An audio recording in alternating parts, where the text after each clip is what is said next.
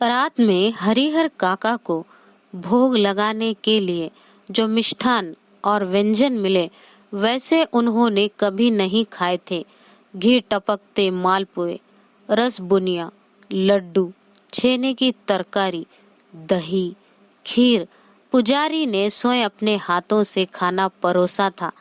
पास में बैठे महंत जी धर्म चर्चा से मन में शांति पहुंचा रहे थे। एक ही रात में ठाकुर बारी में जो सुख शांति और संतोष पाया वह अपने अब तक के जीवन में उन्होंने नहीं पाया था। इधर तीनों भाई रात भर सो नहीं सके। भावी आशंका उनके मन को मथती रही। 15 बीघे खेत, इस गांव की उपजाऊ जमीन, 2 लाख से अधिक की संपत्ति अगर हाथ से निकल गई तो फिर वह कहीं के न रहेंगे।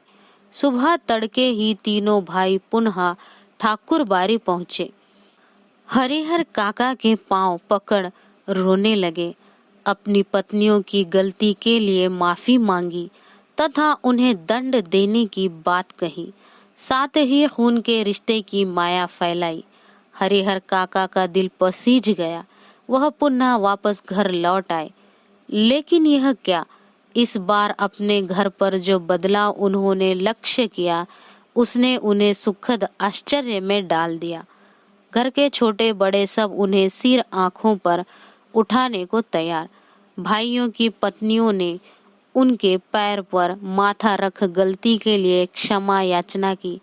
फिर उनकी आव भगत और जो खातिर शुरू हुई वैसी खातिर किसी के यहाँ मेहमान आने पर भी नहीं होती होगी। उनकी रुचि और इच्छा के मुताबिक दोनों जून खाना नाश्ता तैयार। 5 महिलाएं उनकी सेवा में मुस्तैद। 3 भाइयों की पत्नियां और 2 उनकी बहुएं। हरिहर काका आराम से दालान में पड़े रहते। जिस किसी चीज की इच्छा होती आवाज लगाते ही हाजिर। वे समझ गए थे कि यह सब महंत जी के चलते ही हो रहा है।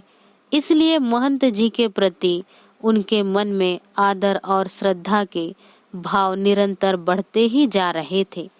बहुत बार ऐसा होता है कि बिना किसी के कुछ बताए गांव के लोग असली तथ्य से स्वयं वाकिफ हो जाते हैं। हरिहर काका की इस घटना के साथ ऐसा ही हुआ।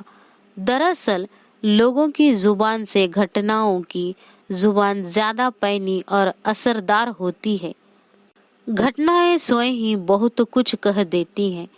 लोगों के कहने की जरूरत नहीं रहती।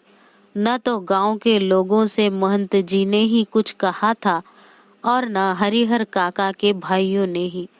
इसके बावजूद गांव के लोग सच्चाई से अवगत हो गए थे। फिर तो गांव की बैठकों में बातों का जो सिलसिला चल निकला उसका कहीं कोई अंत नहीं। हर जगह उन्हीं का प्रसंग शुरू। कुछ लोग कहते कि हरिहर को अपनी जमीन ठाकुर बारी के नाम लिख देनी चाहिए। इससे उत्तम और कुछ नहीं।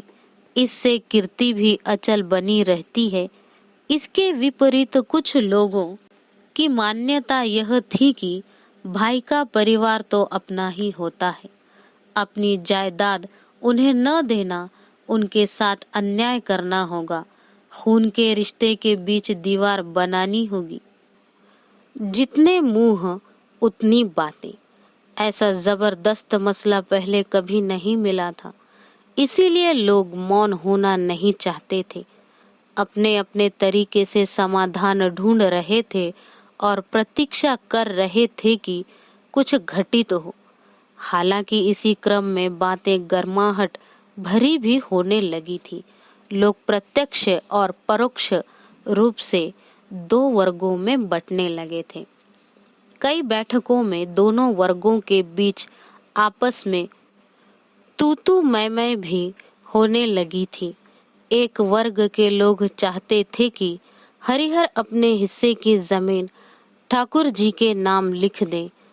तब यह ठाकुर बारी न सिर्फ इलाके की ही सबसे बड़ी ठाकुर बारी होगी बल्कि पूरे राज्य में इसका मुकाबला कोई दूसरी ठाकुरबारी नहीं कर सकेगी।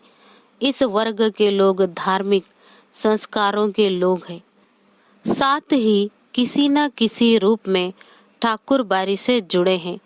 असल में सुबह शाम जब ठाकुर जी को भोग लगाया जाता है, तब साधु संतों के साथ गांव के कुछ पेटू और चटोर किस्म के लोग प्रसाद पाने के लिए वहां जुट जाते हैं। ये लोग इसी वर्ग के हिमायती हैं। दूसरे वर्ग में गांव के प्रगतिशील विचारों वाले लोग तथा वैसे किसान हैं जिनके यहाँ हरिहर जैसे औरत मर्द पल रहे होते हैं।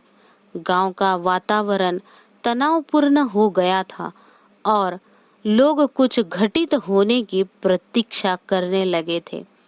इधर भावी आशंकाओं को मद्देनजर रखते हुए हरिहर काका के भाई उनसे यह निवेदन करने लगे थे कि अपनी जमीन वे उन्हें लिख दे।